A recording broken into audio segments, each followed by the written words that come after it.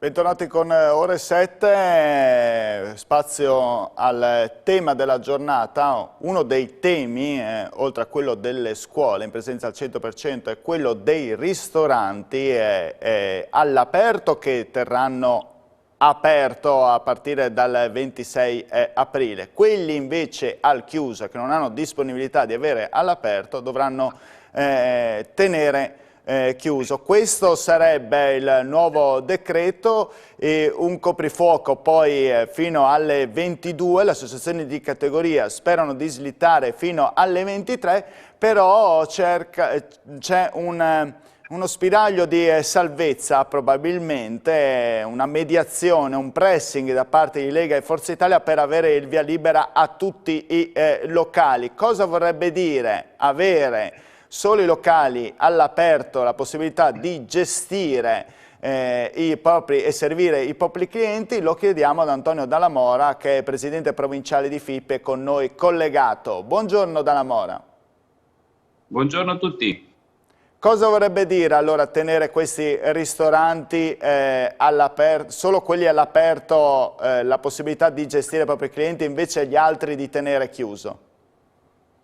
In estrema sintesi significherebbe che metà dei locali non potrebbero aprire. Secondo il nostro centro studi, difatti abbiamo visto che almeno il 46% non dispone di spazi all'aperto.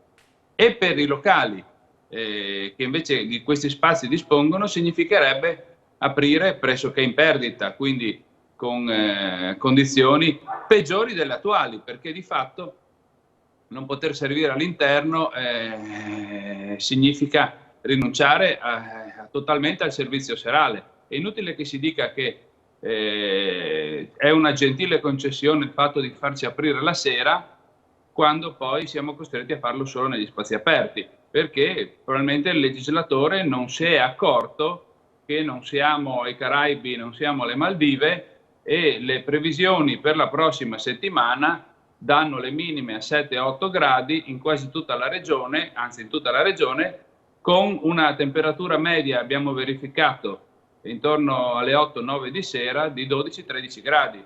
Io sfido chiunque a cenare all'aperto con 12-13 gradi, quindi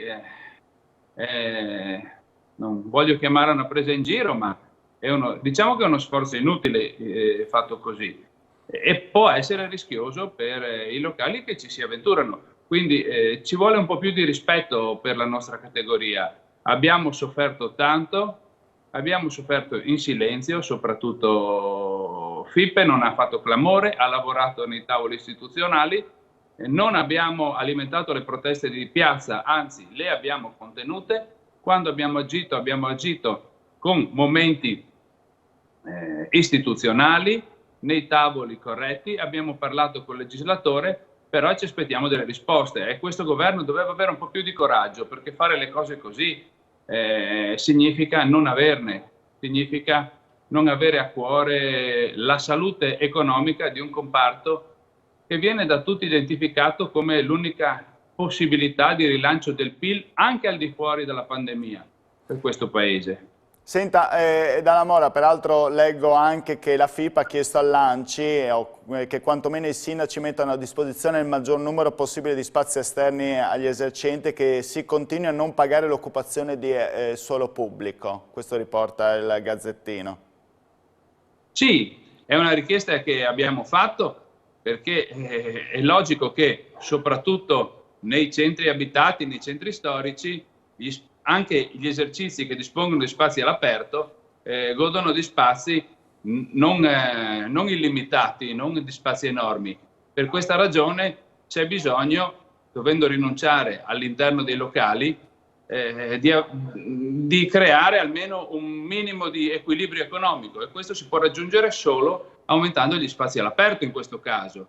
Però non possiamo pretendere di far pagare la maggiore occupazione di suolo pubblico a un locale al quale per legge viene impedito di utilizzare lo spazio interno che è di proprietà.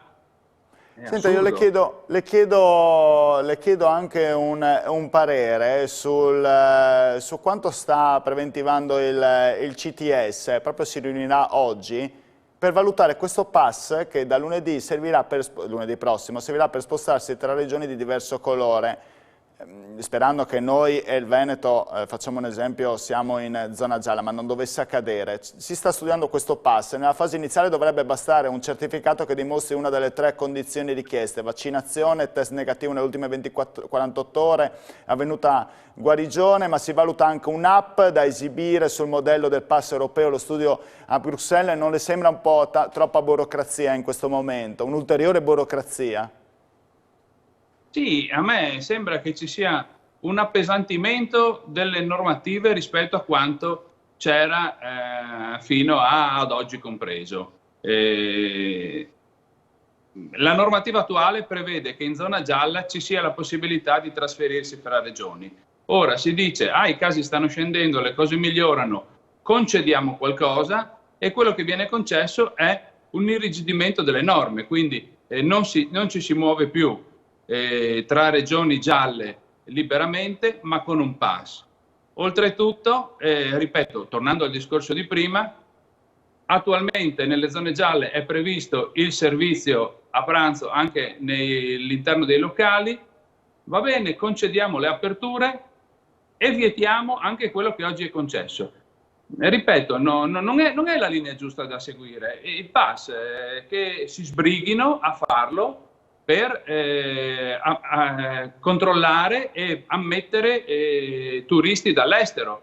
Questo sarebbe importante. E mi sembra quasi che sia un modo per nascondersi sul fatto che a livello nazionale ci sia un forte ritardo nella campagna di vaccinazione, che sta accelerando in questi ultimi giorni, ma non è ancora in grado di recuperare il tempo perso. Sicuramente ci sarà stato un errore di valutazione nella contrattualizzazione delle dosi di vaccino, però non possiamo pagare sempre noi i ritardi di chi non ha saputo gestirli. Grazie Della Mora per essere intervenuto. Peraltro aggiungo che voi eravate anche propensi e volevate spingere anche per il vaccino, anche per gli stessi operatori a questo punto della ristorazione, ma anche degli stessi servizi, che sono i primi allora che rischiano di essere contagiati, perché proprio a contatto con i clienti. Io la ringrazio Della Mora per questo suo intervento. Grazie a voi e buona giornata a tutti, buon lavoro.